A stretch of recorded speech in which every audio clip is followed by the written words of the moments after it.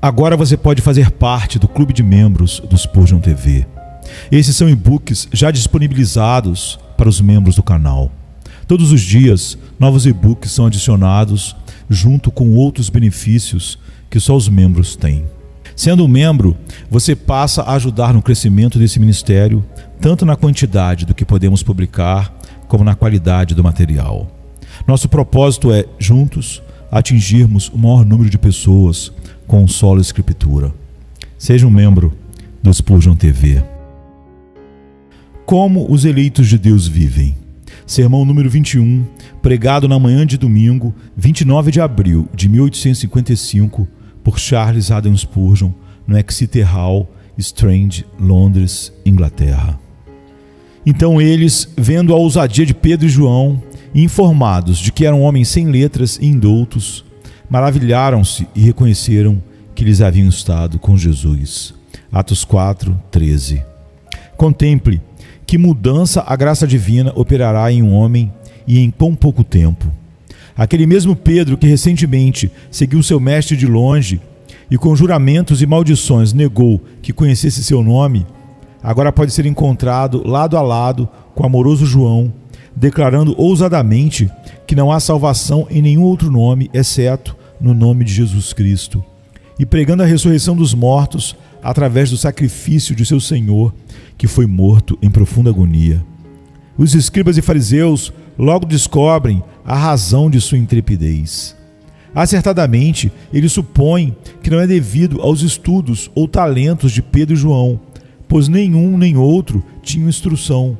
Eles tinham sido treinados como pescadores. Sua educação era o conhecimento do mar no ofício de pescadores, nada mais do que isso. Sua ousadia, portanto, não podia vir da autossuficiência do conhecimento, mas do Espírito do Deus vivo. Sua coragem também não vinha de sua posição, pois posição pessoal confere às pessoas certa dignidade, fazendo-as falar com suposta autoridade, mesmo que elas não tenham nenhum talento ou genialidade. Mas estes homens eram, como diz o texto original, idiotai, homens simples, sem cargo oficial, homens sem patente ou posição social. Quando veem a ousadia de Pedro e João e percebem que eles são iletrados e incultos, as autoridades do povo e os escribas ficam maravilhados, chegando acertadamente à conclusão da origem do seu poder. Eles tinham estado com Jesus. Suas conversas com o príncipe de luz e glória, sustentadas, como também deviam saber, pela influência do Espírito Santo, sem a qual até mesmo esse importante exemplo santo teria sido em vão, tornaram-nos ousados pela causa do seu mestre. Ah, queridos irmãos, como seria bom se essa condenação irrompida dos lábios dos inimigos pudesse também ser forçada pelo nosso próprio exemplo. Se vivêssemos como Pedro e João, se nossas vidas fossem epístolas vivas de Deus, conhecidas e lidas por todos os homens, como está em 2 Coríntios 3:2, se sempre que fôssemos vistos, as pessoas soubessem que estivemos com Jesus, seria uma ótima coisa para este mundo e uma bênção para nós. É sobre isso que quero lhes falar nesta manhã. E pela graça que me for concedida por Deus, vou me esforçar para estimular suas lembranças e exortá-los a imitar Jesus Cristo, nosso modelo celestial, para que as pessoas percebam que vocês são discípulos do Santo Filho de Deus. Portanto, em primeiro lugar, vou falar sobre o que o cristão deve ser. Depois, quando é que ele deve ser assim. A seguir, por que ele deve ser assim. E por último, como ele pode ser assim. Com a ajuda de Deus, então, primeiramente vamos falar sobre o que o crente deve ser. O cristão deve ter uma incrível semelhança com Jesus Cristo. Lemos sobre aquilo que Cristo fez, tudo escrito com beleza e eloquência, e ficamos admirados com o talento das pessoas que escreveram tão bem sua história. Mas parte da história de Cristo é a sua biografia viva, escrita nas palavras, pregação e atitudes do seu povo. Se nós, queridos irmãos, fôssemos o que professamos ser, se o Espírito do Senhor estivesse no coração de todos os seus filhos, como desejamos, e se ao invés de termos tantos crentes professos, nominais, por mera formalidade, todos fôssemos possuidores daquela graça vital, vou lhes dizer não só o que deveríamos ser, mas o que seríamos. Seríamos retratos de Cristo, sim, com tal semelhança com Ele que o mundo não teria como nos resistir por uma hora sequer, dizendo, bem, parece que há alguma semelhança. Mas quando nos visse, exclamaria, Ele esteve com Jesus, foi ensinado por Ele e é como Ele. Ele sabe exatamente quem é o Santo de Nazaré e age como Ele no seu dia a dia. Para discorrer sobre este ponto, será necessário pressupor que, quando afirmamos que as pessoas devem ser tal e tal coisa, estamos nos referindo ao povo de Deus. Não queremos falar de forma legalista. Não estamos debaixo da lei e sim da graça. Não somos salvos ou santificados por nada que fazemos, como se estivéssemos debaixo da lei. Já estamos mortos para a lei. Não estamos numa relação judicial com Deus. A lei não pode nos condenar, porque já condenou nosso representante e a pena total da ira infinita de Deus foi satisfeita. Não obedecemos para ser salvos ou para nos aperfeiçoarmos na carne. Nossa santificação vem de irmos para o Calvário e não para o Monte Sinai. Obedecemos como fruto de nossa salvação, pelo operar das bênçãos espirituais compradas pelo sangue de Cristo. A graça está operando tudo em nós. Não nós, como diz Paulo, mas a graça em nós. Então, o amor de Cristo nos constrange. Um morreu por todos, logo todos morreram, para que aqueles que vivem não vivam mais para si mesmos, mas para aquele que por eles morreu e ressuscitou. É esse amor, olhando para o Calvário, que nos constrange a uma vida de obediência alegre. Os cristãos creem que devem guardar todos os preceitos de Deus, não porque a lei os obrigue a isso, mas porque são constrangidos pelo Evangelho. Eles acreditam que, tendo sido redimidos pelo sangue divino, tendo sido comprados por Jesus Cristo, eles têm mais razões para guardar seus mandamentos do que se estivessem sob a lei. Eles se consideram milhares de vezes mais devedores a Deus do que se estivessem sob a dispensação mosaica. Não pela força, não pela obrigação, não pelo medo do chicote ou pela escravidão da lei ou medo do inferno. Qualquer tipo de obediência assim é mero legalismo, mas pelo amor puro e desinteressado e pela gratidão a Deus, ele se dispõe a servi-lo, procurando ser realmente israelitas em quem não há dolo. Falo isso para ninguém pensar que estou pregando as obras como meio de salvação. Jamais cederei neste ponto. Sempre vou sustentar que, pela graça somos salvos, não por nós mesmos. Não somos salvos, ou mais aceitos, ou mais santificados, por nada que fizemos, estamos fazendo ou faremos. Crer, se arrepender, obedecer, todas essas coisas no homem regenerado são a operação das bênçãos espirituais compradas pelo sangue de Cristo. Tudo flui do Evangelho da graça soberana. No entanto, devo igualmente testificar que, onde está a graça de Deus, ela produzirá obediência prazerosa e alegria indizível e cheia de glória. Além disso, quando digo que um crente deve ter uma semelhança notável com Jesus, não creio que ele vai exibir perfeitamente todas as características de nosso Senhor e Salvador. Entretanto, meus irmãos, apesar da perfeição estar fora do nosso alcance, isso não deve diminuir o ardor do nosso anseio por ela. O artista, quando pinta, sabe muito bem que não será capaz de superar Apelles, aquele renomado pintor da Grécia Antiga, mas isso não o desanima. Ele usa o pincel com todo empenho, a fim de poder, de alguma forma, se assemelhar ao grande mestre. Da mesma forma, o escultor, mesmo sabendo que nunca será como Praxíteles, irá esculpir o mármore procurando deixá-lo o mais parecido possível com o modelo. O cristão igualmente, não obstante saber que nunca estará à altura da completa excelência e perceba que, na terra, nunca será a imagem exata de Cristo, ainda a tem diante de si e mede suas próprias deficiências pela distância entre si mesmo e Jesus. Ele o fará esquecendo-se de tudo o que ficou para trás, como está em Filipenses 3,12, subindo e desejando cada vez mais ser conformado à imagem de Cristo Jesus. Assim sendo, em primeiro lugar, o cristão deve ser como Cristo em sua ousadia. Esta é uma virtude que hoje chamamos de atrevimento, mas a graça é igualmente valiosa, seja qual for o nome dado a ela. Suponho que, se os escribas tivessem dado uma definição para Pedro e João, eles os chamariam de atrevidos. Jesus Cristo e seus discípulos foram notáveis por sua coragem. Então eles, vendo a ousadia de Pedro e João, reconheceram que eles haviam estado com Jesus. Jesus Cristo nunca bajulou os ricos. Ele nunca se dobrou diante dos nobres e poderosos. Ele sempre ficou de cabeça erguida, um homem diante dos homens, o profeta do povo, falando ousada e livremente o que pensava, proclamando a verdade de Deus, quer a sua cultura gostasse ou não. Você não se admira daquele feito poderoso de Jesus quando ele foi à cidade onde tinha vivido e sido criado? Sabendo que um profeta não tinha honra na sua própria terra, ao receber o volume sagrado, seu ministério mal tinha começado, sem tremor ele o desenrolou. E qual texto escolheu para ler? A maioria das pessoas, indo à sua própria terra, teria escolhido um assunto mais palatável, a fim de ganhar fama e aceitação. No entanto, qual foi a doutrina pregada por Jesus naquela manhã? A mesma que em nossa época é desprezada e odiada, mesmo na maioria das igrejas: a doutrina da eleição. Ele abriu as Escrituras e começou a ler. Na verdade vos digo que muitas viúvas haviam em Israel no tempo de Elias, quando o céu se fechou por 3 anos e 6 meses, reinando grande fome em toda a terra, e a nenhuma delas foi Elias enviado, senão a uma viúva de Sarepta, de Sidom.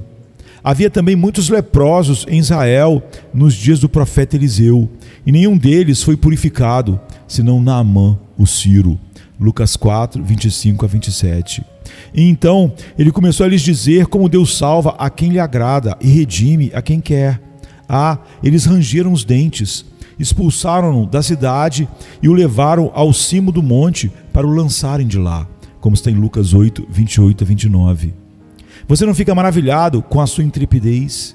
Ele viu os dentes deles rangendo, sabia que seus corações ardiam de hostilidade, enquanto suas bocas destilavam vingança e malícia. Mas ainda assim ficou como o anjo que fecha a boca dos leões. Ele não os temeu, fielmente proclamou o que sabia ser a verdade de Deus e continuou lendo a despeito de todos eles. Seus discursos eram assim. Se visse um escriba ou fariseu na congregação, ele não escondia o jogo. Ele apontava o dedo e dizia: ai de vós, escribas e fariseus hipócritas, como está em Mateus 23, 29. E quando um doutor da lei lhe disse: mestre, dizendo essas coisas, também nos ofendes a nós outros. Lucas 11, 45. Ele replicou: ai de vós também, intérpretes da lei, porque sobrecarregais os homens com fardos superiores às suas forças, mas vós mesmos nem com um dedo os tocais. Lucas 11, 46. O que ele dizia era a mais pura verdade. Ele não conhecia o temor do homem. Ele não tremia diante de ninguém. Ele se destacava como escolhido de Deus, ungido acima de seus pares, sem se importar com a opinião das pessoas. Meus amigos, sejam como Cristo. Nunca escondam nenhuma doutrina bíblica porque algum cristão, entre aspas, ou a cultura à sua volta a acha ofensiva. Não sigam esses evangelhos, entre aspas, da moda, exibidos apenas nas salas de visita dos crentes, que só florescem em ambiente de estufa e só podem ser percebidos e declarados em boa companhia, em ambientes amigáveis. Não, se vocês são servos de Deus, sejam como Jesus Cristo, ousados pelo seu mestre. Nunca se envergonhem das doutrinas da salvação, as doutrinas da graça, por mais que sejam um escândalo para o judeu e loucura para os gregos. Proclame toda a verdade de Deus. Sua profissão de fé bíblica nunca os envergonhará. Cuidem também para nunca envergonhá-la. Seu amor por Cristo nunca será uma desonra para vocês. Pode ser que traga algum menosprezo passageiro por parte de seus amigos, ou alguma difamação por parte dos inimigos, mas continuem firmes e logo se esquecerão das calúnias. Resistam e estarão entre os glorificados, honrados até mesmo por aqueles que os desprezaram, quando Jesus vier para ser glorificado pelos anjos e admirado por aqueles que o amam. Sejam como Jesus, valentes pelo seu Deus, a fim de que, quando as outras pessoas virem sua ousadia, digam: ele esteve com Jesus. No entanto, um único traço não nos dará o retrato de uma pessoa. Da mesma forma, somente a ousadia nunca o fará semelhante a Cristo. Algumas pessoas são muito nobres, mas levam sua coragem ao extremo. Por isso, são caricaturas de Cristo, não retratos dele. Precisamos unir nossa ousadia com a beleza do Espírito de Jesus. Que a coragem seja o bronze e o amor o ouro. Que os dois sejam misturados a fim de produzir o rico metal coríntio, próprio para a fabricação do belo portão do templo. Que o seu amor e a sua coragem andem de mãos dadas. Quem é ousado pode, de fato, realizar maravilhas. John Knox fez muita coisa, mas se tivesse tido um pouquinho de amor, talvez tivesse feito muito mais. Lutero foi um conquistador, paz às suas cinzas e honra ao seu nome. Apesar de o vermos de longe, pense que, se às vezes ele tivesse usado um pouco de brandura, se embora fosse fortiter inde, também tivesse sido suaviter in modo, firme na ação, mas suave na maneira, e falado com um pouco mais de gentileza, poderia ter feito um bem ainda maior. Portanto, irmãos, mesmo sendo ousados, também devemos imitar o amor de Jesus. Uma criança se achega a ele e ele a toma nos braços. Deixai os pequeninos, não os embaraceis de vir a mim. Mateus 19:14. Uma viúva acaba de perder o único filho. Ele se compadece diante do esquife e, com uma palavra, restaura a vida ao morto. Lucas 7:12-15. Ele vê um paralítico, um leproso ou um homem confinado à sua cama. Ele fala, eles se levantam e são curados. Ele viveu para os outros, não para si mesmo. Seus constantes labores foram sem qualquer motivação, exceto o bem daqueles que viviam no mundo. E, acima de tudo, vocês conhecem o grande sacrifício que ele fez quando consentiu em dar a própria vida pelo homem que o Pai tinha dado a ele. Quando no madeiro, tremendo em agonia, lutando com um sofrimento extremo, ele se submeteu à morte pelo nosso bem, para que pudéssemos ser salvos. Eis em Cristo o amor consolidado. Ele foi um poderoso pilar de benevolência. Assim como Deus é amor, Cristo também é amor.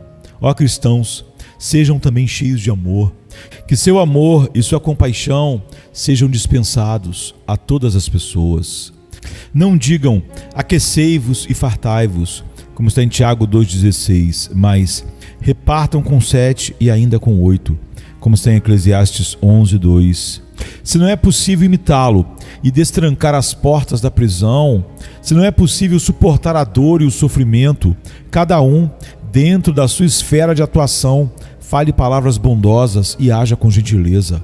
Faça a Cristo reviver na bondade da sua vida. Se há uma coisa elogiável no cristão, é a virtude da amabilidade. É amar o povo de Deus, a igreja, as pessoas do mundo, a todos.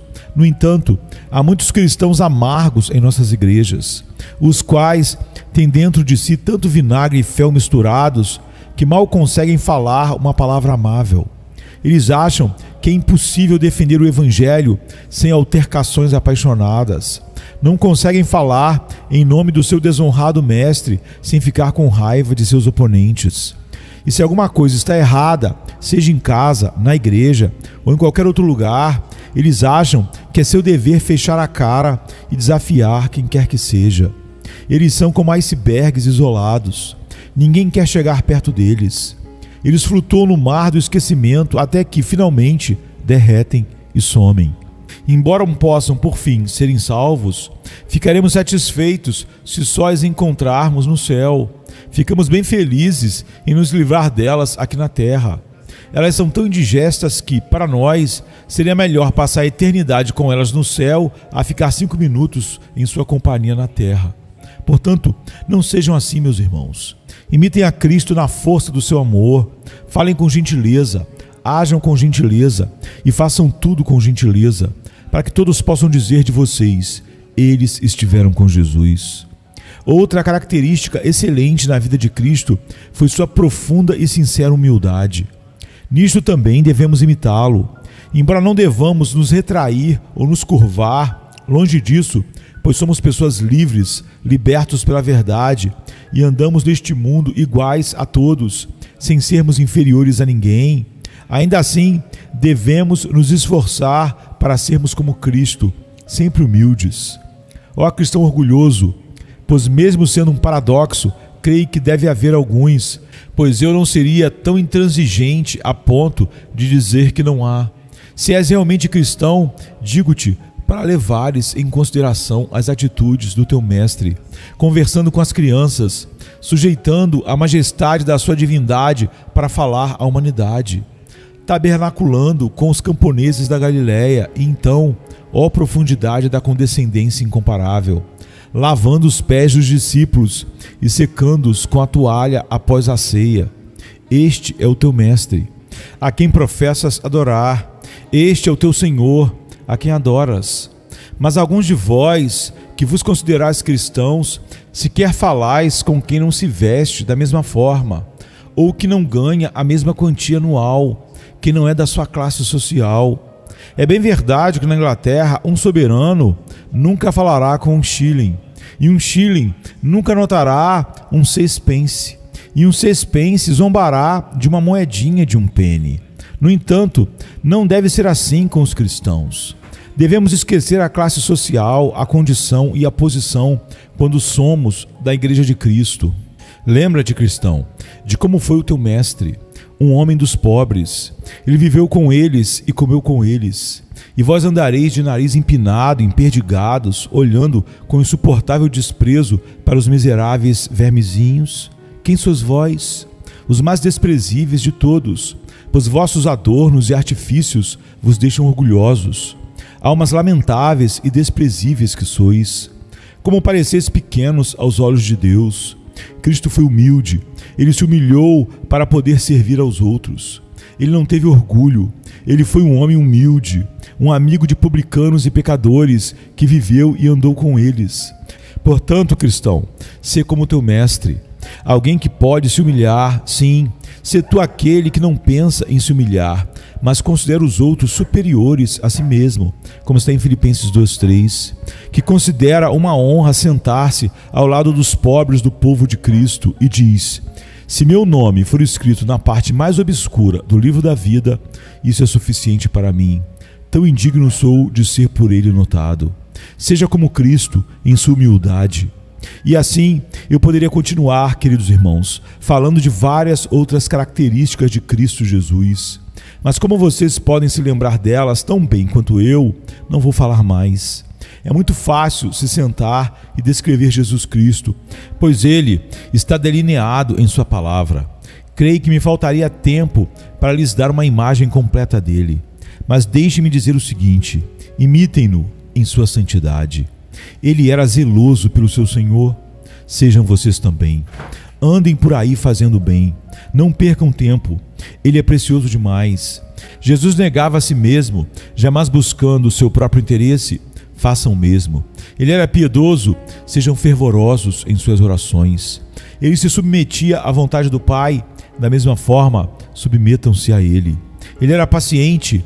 Aprendam a ser tolerantes. E acima de tudo, como a característica mais sublime de Jesus, tentem perdoar seus inimigos como ele perdoou.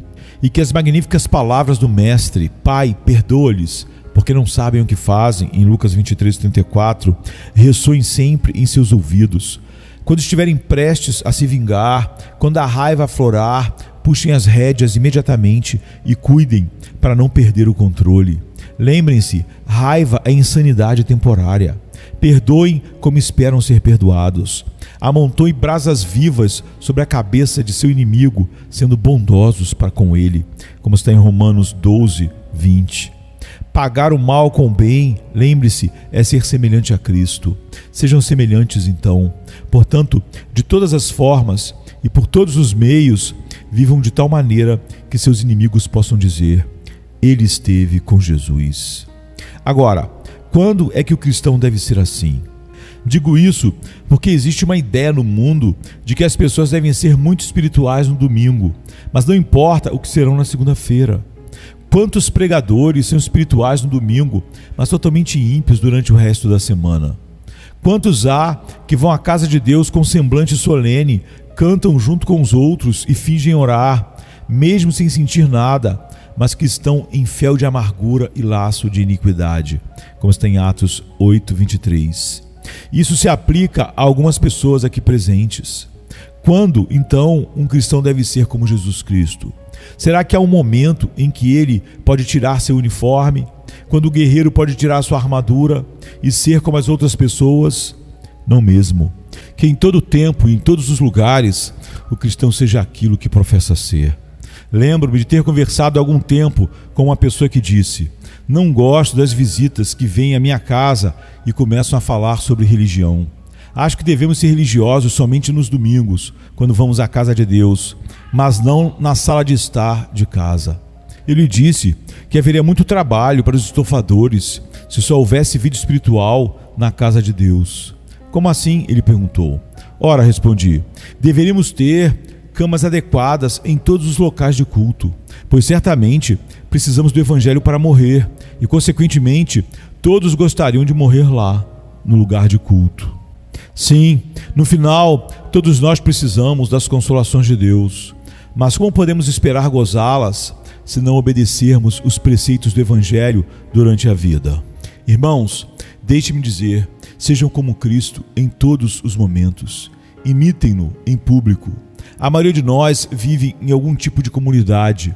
Muitos são chamados a trabalhar diante de seus semelhantes todos os dias. Somos observados, nossas palavras são ouvidas, nossa vida é examinada, esmiuçada. O mundo, com seus olhos de águia, não deixa passar nada, observa tudo que fazemos e somos alvo de críticas acirradas. Vivamos a vida de Cristo em público. Cuidemos para que nosso Mestre seja visto, não nós mesmos, a fim de podermos dizer: já não sou eu quem vive, mas Cristo vive em mim. Gálatas 2:20. Cuidem para levar isso para a igreja também. Vocês que já são membros, sejam como Cristo na igreja. Quantos aqui não são como Diótrefes, buscando preeminência? Como está em 3 João 1:9. Quantos não estão tentando ter notoriedade e poder sobre seus irmãos, ao invés de se lembrar que a regra fundamental em nossas igrejas é que todos são iguais? Iguais como irmãos, iguais para serem recebidos como tais. Portanto, tenham também o Espírito de Cristo em suas igrejas, onde quer que estejam, que seus irmãos digam de vocês: ele esteve com Jesus. E o mais importante, cuidem para que haja cristianismo em suas casas. Uma casa cheia da graça do Evangelho é a melhor prova da verdadeira piedade. Não é a igreja, é a minha casa. Não é o meu ministro, é o meu companheiro no lar, que podem melhor avaliar quem sou. É o empregado, o filho, a esposa, o amigo, que podem falar sobre o meu verdadeiro caráter. Uma boa pessoa tornará sua casa melhor. Certa vez, Roland Hill disse que ele não acreditava que uma pessoa pudesse ser um verdadeiro cristão se seu cônjuge, seus filhos, seus empregados e até mesmo seu gato e seu cachorro não fossem exemplares. Isso é ser crente verdadeiro.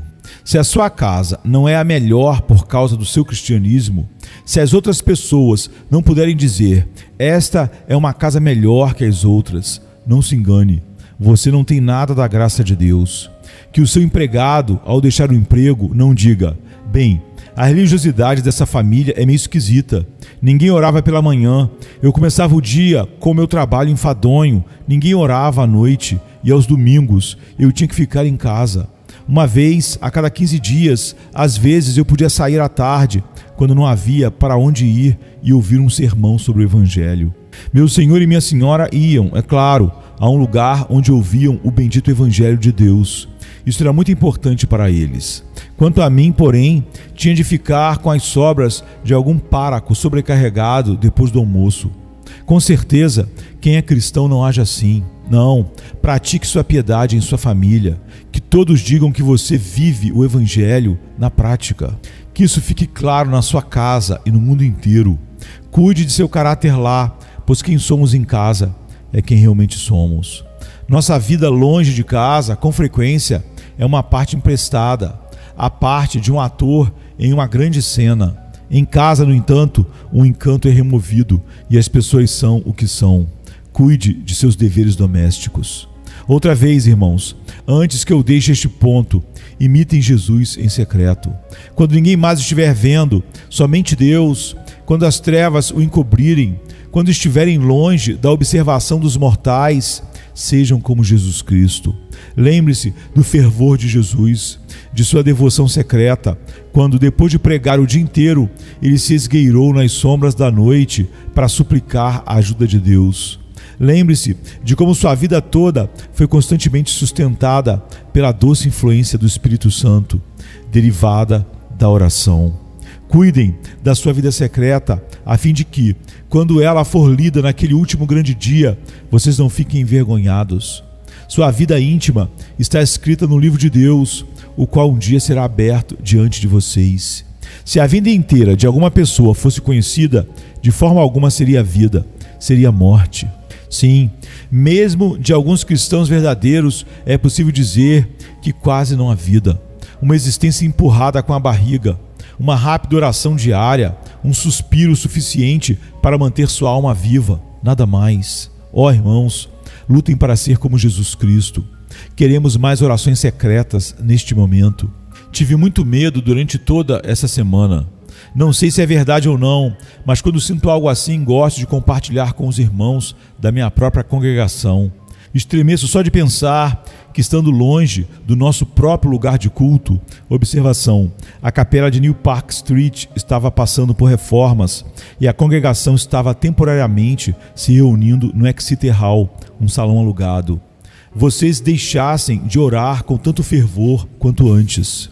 Lembro-me de seus clamores e de suas súplicas fervorosas, de como lotavam a casa de oração e suplicavam a ajuda de Deus para o seu servo. Neste momento, não podemos nos reunir daquela forma, mas vocês ainda oram em particular. Será que me esqueceram? Deixaram de clamar a Deus? Ó, meus amigos, eu lhes suplico com todas as minhas forças. Lembrem-se de quem eu sou e o que eu sou. Apenas uma criança com pouca educação, pouco conhecimento, habilidade ou talento. E aqui sou chamado semana após semana para pregar para tanta gente. Amados, ainda orais por mim? Será que Deus não se agrada de ouvir as vossas orações 1 milhão de vezes? Cessareis agora quando um poderoso avivamento está ocorrendo em tantas igrejas? Parareis justamente agora com vossas petições? Não, ide para vossas casas e dobrai os joelhos, suplicai a Deus para que ainda possais levantar as mãos como Moisés no cimo do outeiro, a fim de que Josué lá embaixo pudesse lutar contra os amalequitas e vencer, como vemos em Êxodo 17, de 10 a 13. Esta é a hora da vitória, vamos perdê-la? Esta é a maré alta que nos fará flutuar sobre os recifes. Agora, vamos remar, vamos orar com fervor, clamando ao Espírito de Deus que encha as velas da nossa embarcação. Vós que amais a Deus, de todos os lugares e de todas as denominações, lutai por vossos pastores, orai por eles, porque Deus não derramaria o seu Espírito mesmo agora. Qual a razão pela qual nos seriam negadas épocas iguais à do Pentecoste?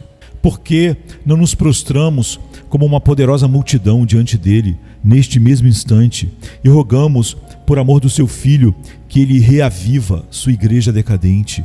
E então todos veriam que somos verdadeiramente discípulos de Jesus Cristo. E agora, em terceiro lugar, por que os cristãos devem imitar a Cristo? A resposta é fácil e natural. Em primeiro lugar, os cristãos devem ser como Cristo pelo seu próprio bem, pelo bem da sua honestidade e da sua reputação, que não sejam considerados mentirosos diante de Deus e dos homens, pela sua própria saúde, se quiserem ser protegidos do pecado e impedidos de se desviar, que imitem o Senhor Jesus, pela sua própria felicidade, se quiserem beber vinho bem clarificado, como está em Isaías 25:6, se quiserem gozar da santa e doce comunhão com Jesus, se quiserem ficar acima dos cuidados e tribulações deste mundo, que imitem Jesus Cristo. Ó, caros irmãos, não existe nada tão proveitoso que lhes dê tanta prosperidade, tanta ajuda, que os faça caminhar tão depressa para o céu, mantenha suas cabeças erguidas e seus olhos radiantes de glória, como a semelhança com Jesus Cristo. É quando, pelo poder do Espírito Santo, vocês são capazes de andar com Jesus nas suas próprias pegadas, trilhando nos seus caminhos, são mais felizes e mais reconhecidos como filhos de Deus.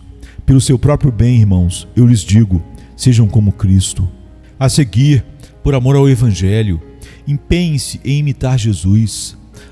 Pobre cristianismo tem sido fortemente atacado por cruéis inimigos, mas nem a metade do que tem sido ferido por teus próprios amigos. Ninguém te fere tanto, ó cristianismo, quanto aqueles que professam ser teus seguidores. Quem é que fere a bela mão da piedade?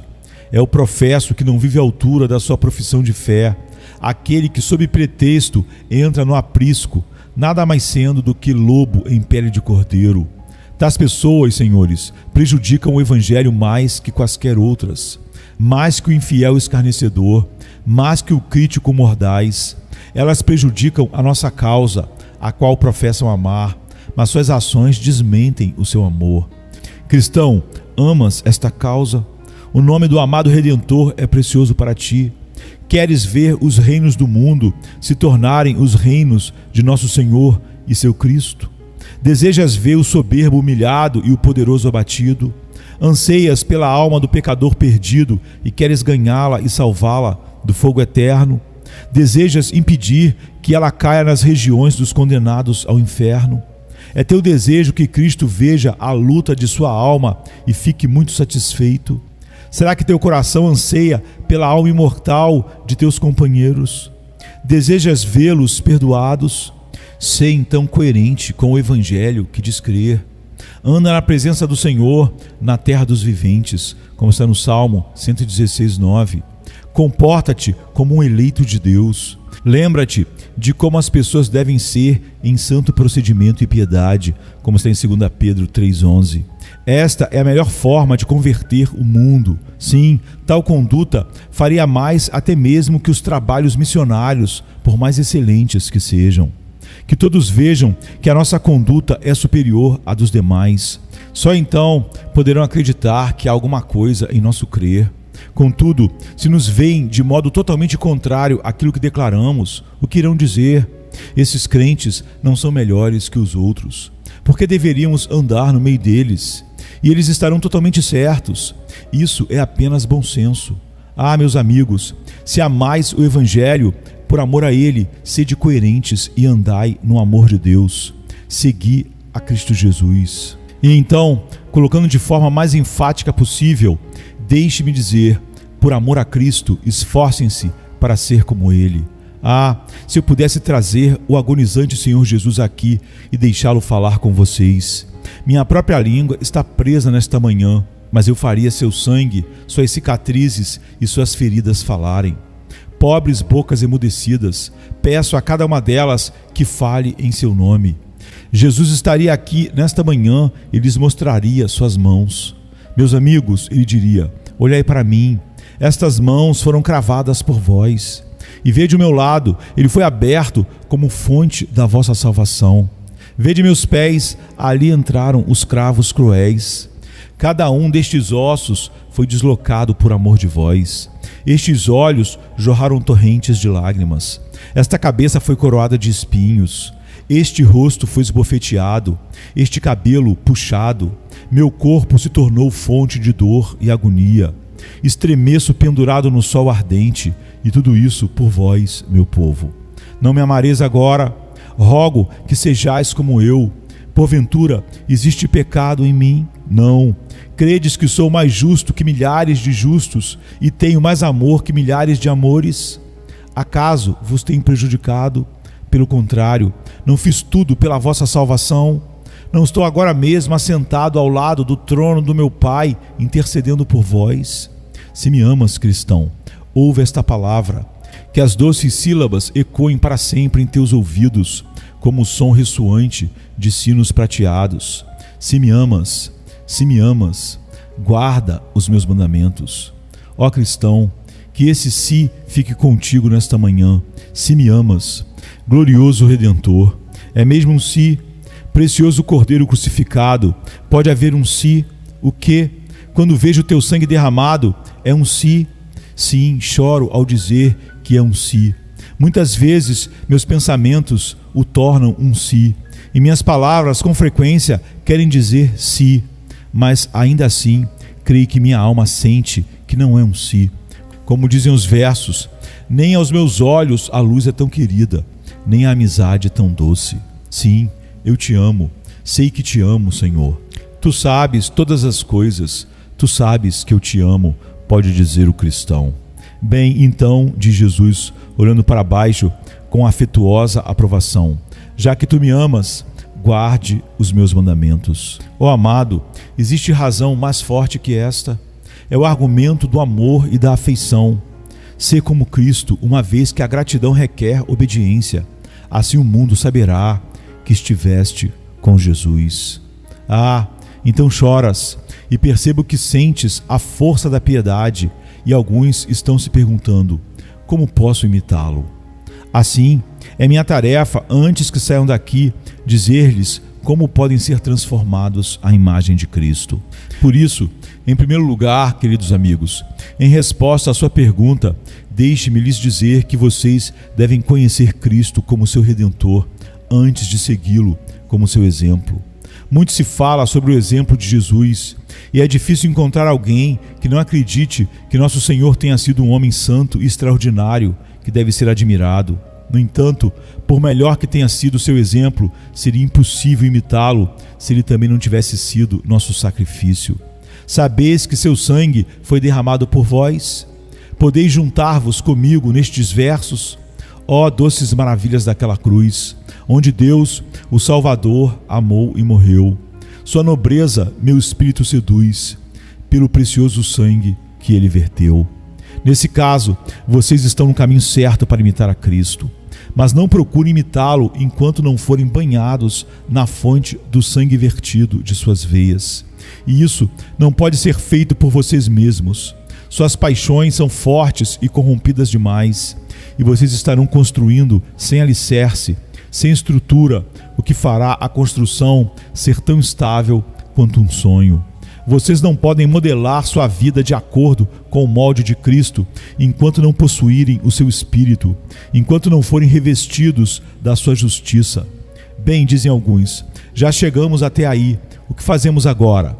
Conhecemos nosso interesse por ele, mas temos consciência das nossas múltiplas deficiências.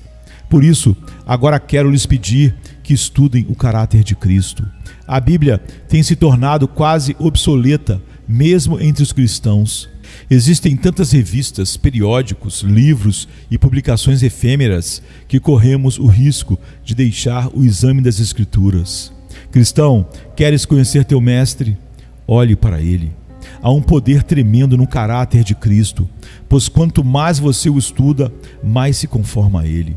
Vejo meu reflexo no espelho, vou embora e me esqueço de como eu era. Olho para Cristo e me torno semelhante a ele. Portanto, olhem para ele, estudem-no nos evangelhos, examinem cuidadosamente o seu caráter. Mas aí vocês dizem, já fizemos tudo isso, mas não progredimos muito. Por isso, em seguida, corrijam sua pobre cópia todos os dias. À noite, tentem relembrar todas as suas ações durante as 24 horas do dia, examinando-as escrupulosamente. Quando recebo as provas de qualquer um dos meus textos, tenho de anotar as correções à margem. Eu poderia ler cada um deles mais de 50 vezes, mas se não anotasse as correções, quando fossem impressos, eles sairiam com os mesmos erros. Vocês devem fazer a mesma coisa. Se, à noite, encontrarem alguma falha, façam uma anotação à margem, para que saibam onde está o problema e, na manhã seguinte, possam corrigi-lo. Façam isso todos os dias, observando continuamente suas falhas, uma a uma, para que cada vez mais consigam evitá-las. Uma máxima dos antigos filósofos dizia que, 3 vezes ao dia, deveríamos repassar nossas ações. Portanto, vamos fazê-lo. Não nos esqueçamos disso. Examinemos a nós mesmos todas as noites e vejamos onde temos falhado, para que possamos reformar a nossa vida. Por último, o melhor conselho que posso lhes dar é que busquem mais do Espírito de Deus, pois esta é a maneira de se tornarem parecidos com Cristo. São vãs todas as tentativas de sermos como Ele, se não buscarmos o seu Espírito. Peguem um pedaço de ferro frio e, se puderem, tentem entortá-lo. Que esforço inútil! Coloquem-no na bigorna, peguem um martelo de ferreiro e batam com toda a força, sem parar, e também não conseguirão nada. Agitem-no, virem-no, usem tudo o que estiver à mão, e ainda assim não conseguirão dar a ele a forma que desejam. No entanto, coloquem-no no fogo, deixem que amoleça e fique maleável. Depois coloquem-no na bigorna, e cada martelada terá um efeito poderoso para fazerem a forma que quiserem. Do mesmo modo, peguem seu coração frio e duro por natureza e coloquem-no na fornalha. Ali ele será amolecido e depois poderá ser transformado como cera e moldado à imagem de Jesus Cristo. Irmãos, o que mais posso dizer para reforçar nosso texto, senão que, se sois como Cristo na terra, sereis como Ele no céu? Se pelo poder do Espírito vos tornardes seguidores de Jesus, vós entrareis na glória. Pois no portão do céu está assentado um anjo que não admite ninguém que não tenha as mesmas características de nosso adorável Senhor. Eis que chega um homem com uma coroa na cabeça. Pois não, diz o anjo, você tem uma coroa, é verdade, mas aqui elas não são meios de acesso. Outro se aproxima de manto e trajes acadêmicos. Pois não, diz o anjo, ser culto e educado é uma coisa boa, mas togas e erudição não são as marcas que o admitirão aqui. Outro dá um passo à frente, bem vestido, belo e atraente. Pois não, diz o anjo, beleza pode ser agradável na terra, mas aqui não tem importância. E então surge mais um, prenunciado pela fama e aclamado pela humanidade.